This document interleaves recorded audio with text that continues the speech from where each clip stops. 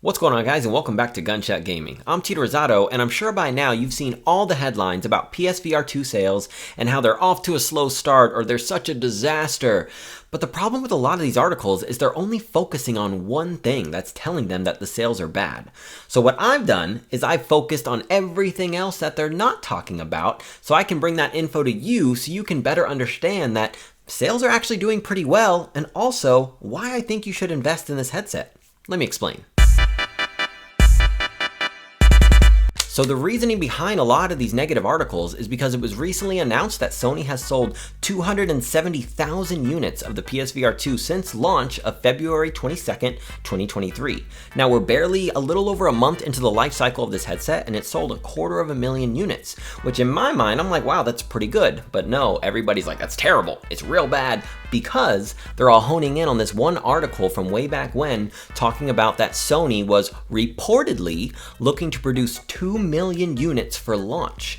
Now, first of all, within that article, it states that they reportedly are looking to produce those units because they're saying that they aren't having a supply chain issue with the headset, but it was never stated that it was in a Sony earning call saying that like, oh yes, we will sell 2 million units at launch. None of that was said, but everybody's like, oh, they wanted to produce 2 million, but they only did 270, they're bad. But let me hit you with some of the facts that explain a little better as to why these sales are good. First, I'm gonna take you way back to November 15th, 2013. The PS4 launched at $400, and then 3 years later, on October 13th, 2016, the PSVR1 launched at $400. By this time, the console had sold 43.5 million units. So there was an opportunity of 43.5 million people to purchase a PSVR1 as it only worked with the PS4. Now, in comparison, the PS5 released November 12th, 2020 at $400 and $500, but let's be real, mainly people could only find that $500 console. Then less than 3 years later, the PSVR2 was released February 22nd of 2023 at $550, $50 above the highest price you could pay for the console.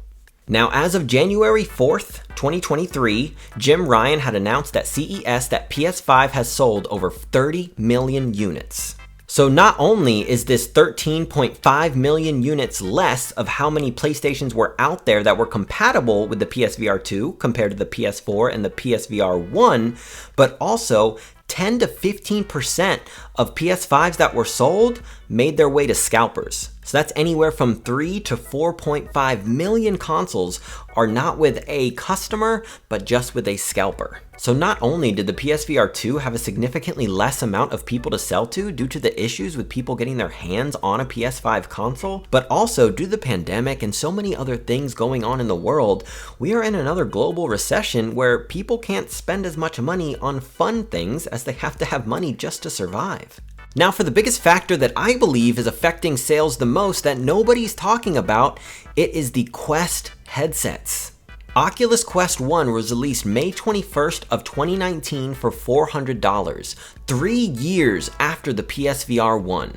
The Quest 2 was then released October 13th of 2020 for $300, 4 years after the PSVR 1. So that means for 3 years alone, PSVR 1 literally had no competition, as the only other VR headsets were expensive ones. There were some cheaper ones, but you mainly had to have a high-end PC to run versus a cheaper PS4 console. When Quest 1 entered the market, definitely was some competition, but the PSVR 1 still was able to hold its own weight. Now, once the Quest 2 released, that price point was just too great for anybody to pass up. At $300, standalone headset, no console, no high-end PC, there's a reason why the Quest 2 took off as well as it did, especially with Meta ready to burn money like it's nothing so they could take a loss on every headset they sold. Now, before you're like, oh, he's just a Sony fanboy, he's just trying to validate his purchase, I'm a fan of gaming. I'm not just a fan of one console, and one of the reasons why I bought the PSVR 2 is because I could see that it is pushing VR forward,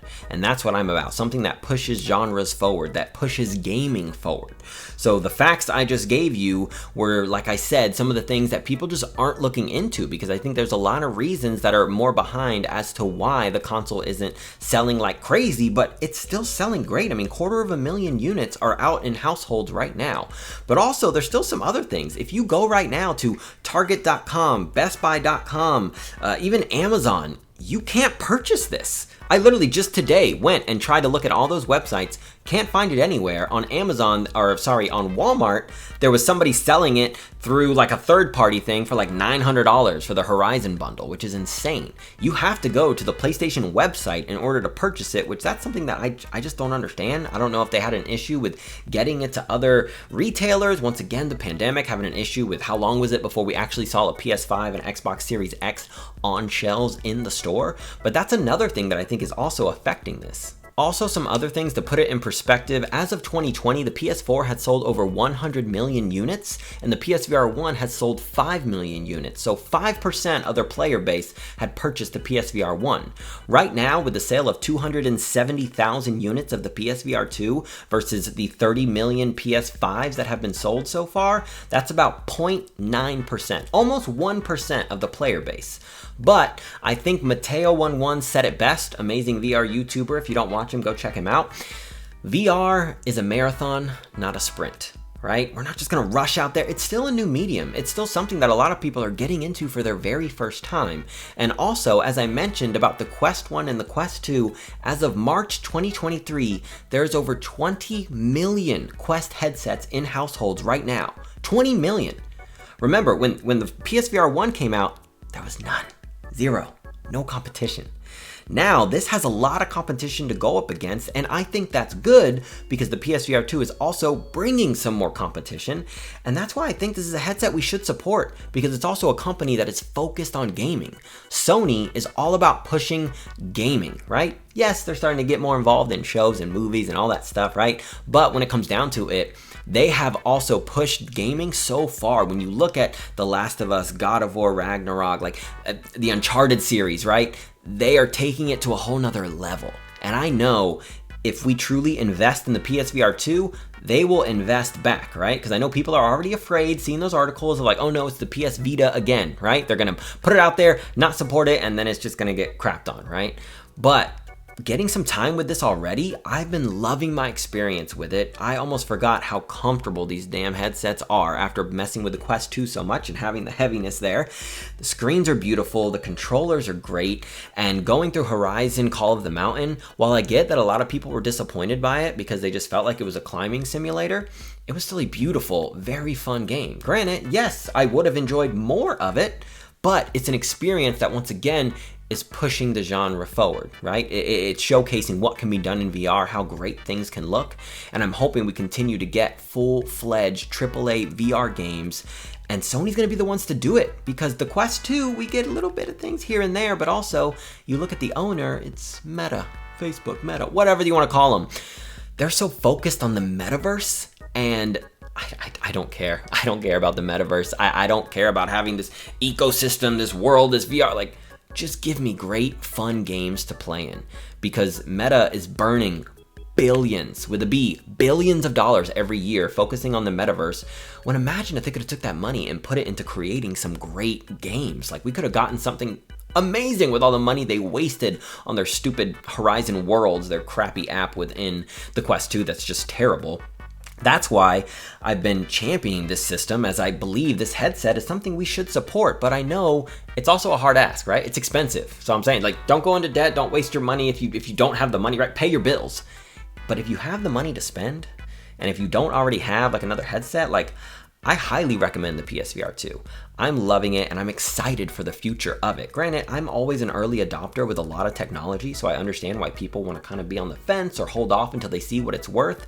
And the problem is, I do see a lot of people like, oh, I'll wait until there's more games. I'll wait until there's more games. I get that, but also understand that if for some reason they don't see a lot of these headsets sell, they're not going to keep producing the games for it. It's like they need the player base, so then other developers want to create stuff for it. That's why, unfortunately, there are a good amount of developers who want to create smaller experiences on the Quest 2 because they look at that big number, right? 20 million users. And they look at PS2, 270,000 users. Not as many, right?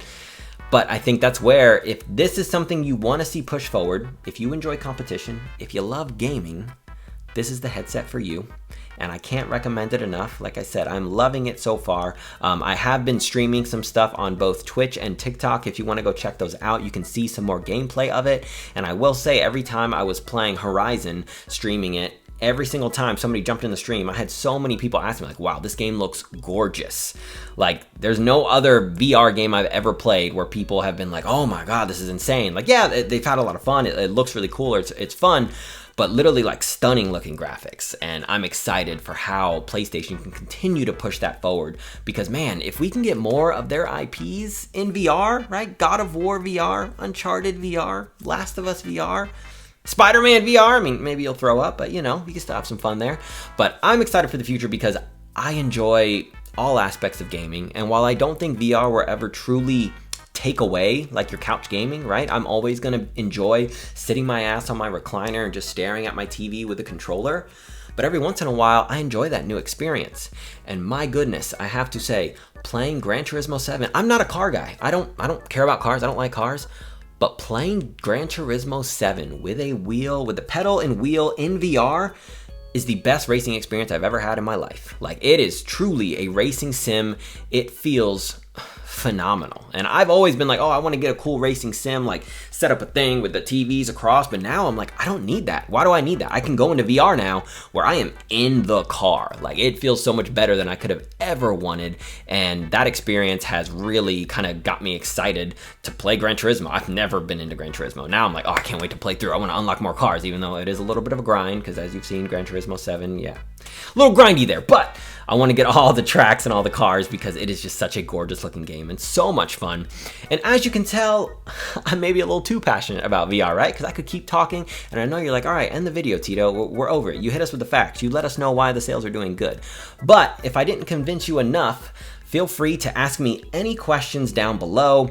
Go follow me on TikTok, Instagram, if you want to see some other funny content I put out there. And as always, I appreciate you joining me today, and have a great rest of your day.